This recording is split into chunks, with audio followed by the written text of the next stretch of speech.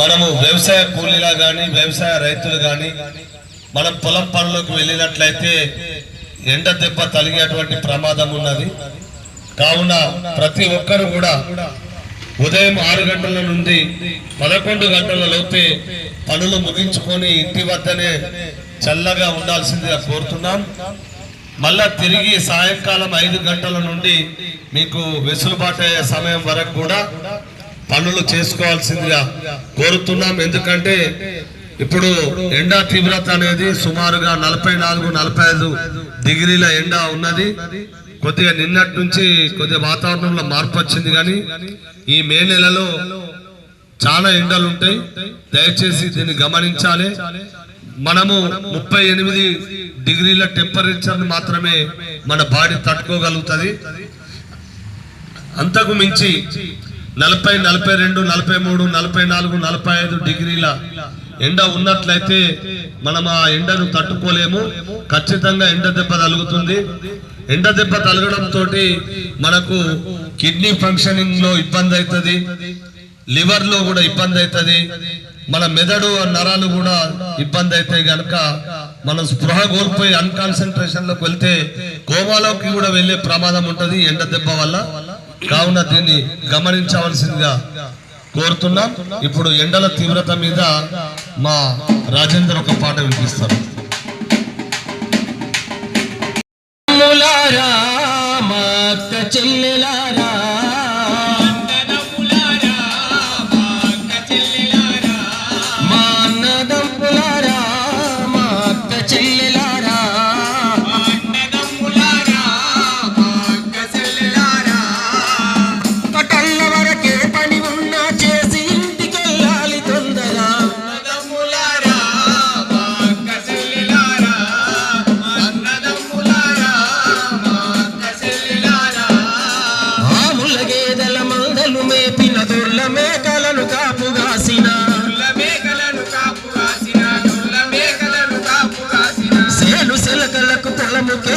జల్ది రావాలి సల్లబూటనా, జల్ది రావాలి సల్లబూటనా. ఆదమర్చి అసెద్దగా ఉన్నా జల్లు దాటిన బతుకేసున్నా. అన్నదమ్ములారా మా అక్క చెల్లెలారా, అన్నదమ్ములారా మా అక్క చెల్లెలారా.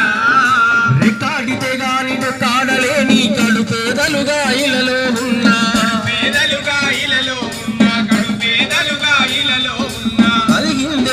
కడుపు నింపుకొని ఖచ్చితంగా ఉండాలి నీడనా,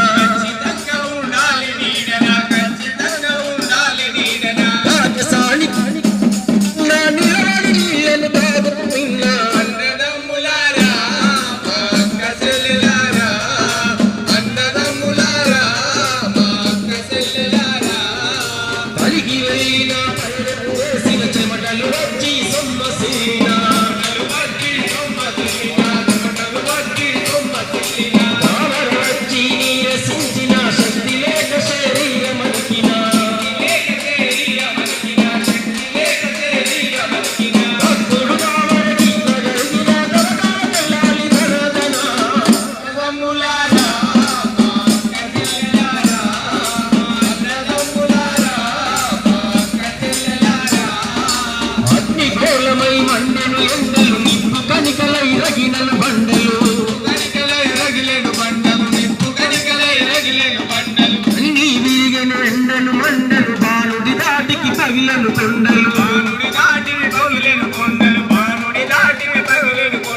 ఎండిపోయి అవి పెంచను బావులు నీళ్ళు లేక అల్లాడెను జీవులు. అన్నదమ్ములారా మా అక్క చెల్లెలారా, అన్నదమ్ములారా మా అక్క చెల్లెలారా, అన్నదమ్ములారా మా అక్క చెల్లెలారా.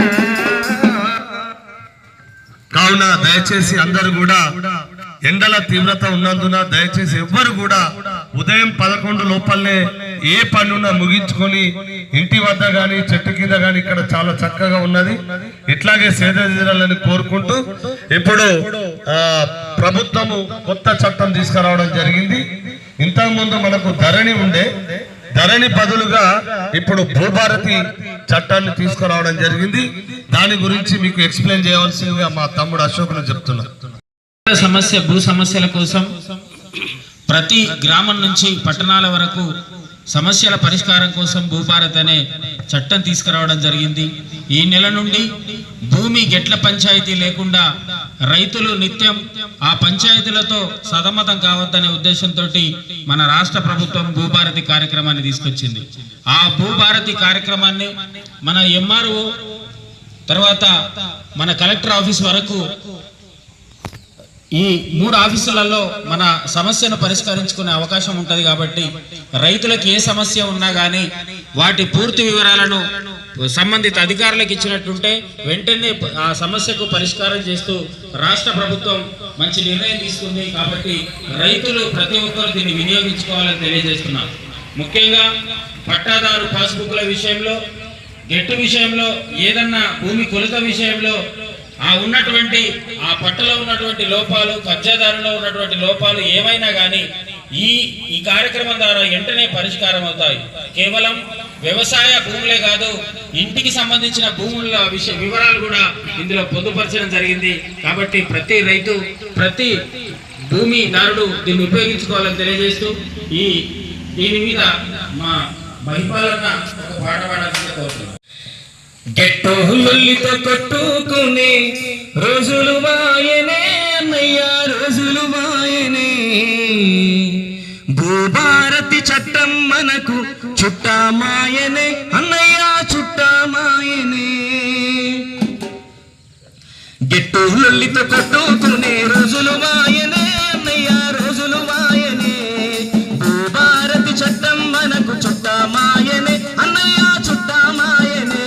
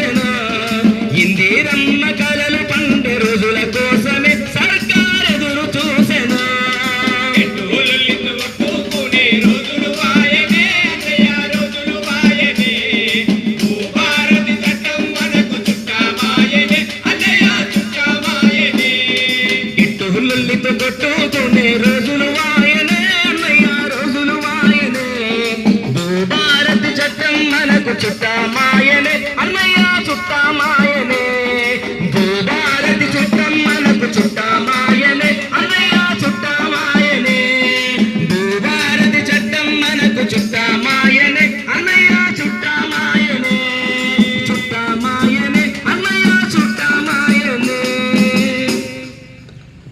కావున తెలంగాణ రాష్ట్ర ప్రభుత్వము గౌరవ ముఖ్యమంత్రి గారు రేవంత్ రెడ్డి గారు ఈ భూభారతి చట్టాన్ని తీసుకొచ్చి రైతులకు ఎలాంటి కష్టం లేకుండా పట్ట సమస్యలు ఉండకుండా లావన్ పట్టాలని ఇంకా వేరే వేరే రకరకాలటువంటి పట్టాలు ఏవి కూడా ఇబ్బంది లేకుండా ఉండాలని వారి యొక్క చట్టాన్ని తీసుకురావడం జరిగింది. వారికి ప్రత్యేకంగా ధన్యవాదాలు తెలియజేసుకుంటూ ఈ కార్యక్రమంలో పాల్గొనేందుకు వచ్చినటువంటి ఈ యొక్క జగిత్యాల నియోజకవర్గ యువజన కాన్స్టిట్యున్సీ ఇన్ఛార్జ్ సామిరెడ్డి గారికి స్వాగతం. సామిరెడ్డి గారు మరి ఈ యొక్క కార్యక్రమాన్ని ఇక్కడ ఏర్పాటు చేసుకునే అవకాశాన్ని కల్పించినటువంటి సెక్రటరీ గారికి ప్రత్యేక ధన్యవాదాలు తెలియజేస్తున్నాం. ఈ కార్యక్రమాన్ని ఉద్దేశించి మాట్లాడవలసిందిగా సామిరెడ్డిని కోరుతున్నాం. గత ప్రభుత్వం ధరణి అనే ఒక చట్టం తీసుకొచ్చి అది ఇక్కడ లేని వాళ్ళకు కూడా హక్కును కల్పించిన ధరణి అనే ఒక కార్యక్రమం. ఆ కార్యక్రమం తోటి జగిత్యాలలో అంటే దొరలు ఇక్కడ నుంచి వారిపోయిన దొరలు ఇక్కడ నుంచి వచ్చి మాకు కూడా భూమి ఉందని చెప్పి ఈ రైతు బంధు పేరిట మొత్తం ఆగమాగం చేశారు. దాన్ని ప్రక్షాళన చేయాలని కాంగ్రెస్ గవర్నమెంట్ వచ్చి ప్రజాపాలన తీసుకొచ్చి దీనికి భూభారతి అనే కొత్త చట్టం తీసుకొచ్చారు. ఈ చట్టంలో ఎవరైతే ఇప్పుడున్న మోకాల ఎవరి మీద అయితే భూమి ఉంటుందో మోకా మీద ఎవరు ఉంటారో వాళ్ళకే పట్టాలు ఇచ్చే కొత్త చట్టం తీసుకొచ్చారు. ఇంత ముందు లెక్క ఎవరి పేరు మీద ఉంటో ఎవడు పేరు ఉంటే ఆ పేరు మార్పిడికి పట్టం ఎవరుకుంటుందో వానికి వచ్చే పరిస్థితి లేదు. రేవంత్ రెడ్డికి ధన్యవాదాలు తెలుపుకుంటూ ఈ చట్టాన్ని తప్పకుండా ప్రతి ఒక్కరు ఇక్కడ ఉన్న ఆఫీసర్లు కూడా తప్పకుండా దాన్ని మంచి పరిశీలించి ఇలాంటి భూ సమస్య లేకుండా చేయాలని కోరుకుంటూ అధికారులను కూడా మంచిగా వేడుకుంటున్నాము. దయచేసి ఇట్లాంటి ఈ భూ సమస్యలతోటే నినాకం ఉన్న రీసెంట్ గా ఈ పొలాల్లో ఒక ఆయన సూసైడ్ చేసుకోండి. ఇట్లాంటి సమస్యలు రాకుండా తప్పకుండా భూభారతి అనేది మాకు మంచి కార్యక్రమం. దాన్ని సద్వినియోగం చేసుకోవాలని ప్రజలందరినీ కోరుకుంటూ నాకు ఇచ్చిన ఈ అవకాశానికి ధన్యవాదాలు. థ్యాంక్స్ అండి. థ్యాంక్ యూ సామిరెడ్డి గారికి. మరి కార్యక్రమాన్ని ఉద్దేశించి సెక్రటరీ గారు రెండు ముచ్చట్లు. అందరికీ నమస్కారం. ఈరోజు గౌరవ కలెక్టర్ గారి ఆదేశాల మేరకు మన గ్రామ పంచాయతీ దగ్గరికి వచ్చినటువంటి కల్చరల్ బృందానికి మరియు వారు ఏదైతే చెప్పారో ఎండాకాలంలో తీసుకోవాల్సిన జాగ్రత్తలు అట్టి ప్రజలందరూ పాటించాలని కోరుతున్నాం. ధన్యవాదాలు. Thank you sir. కార్యక్రమాన్ని ఇంతటితో ముగిస్తున్నాం. ఈ కార్యక్రమాన్ని ఇప్పటి వరకు వీక్షించినటువంటి లక్ష్మీపూర్ గ్రామ పెద్దలందరికీ మా యొక్క నమస్కారాలు, ధన్యవాదాలు.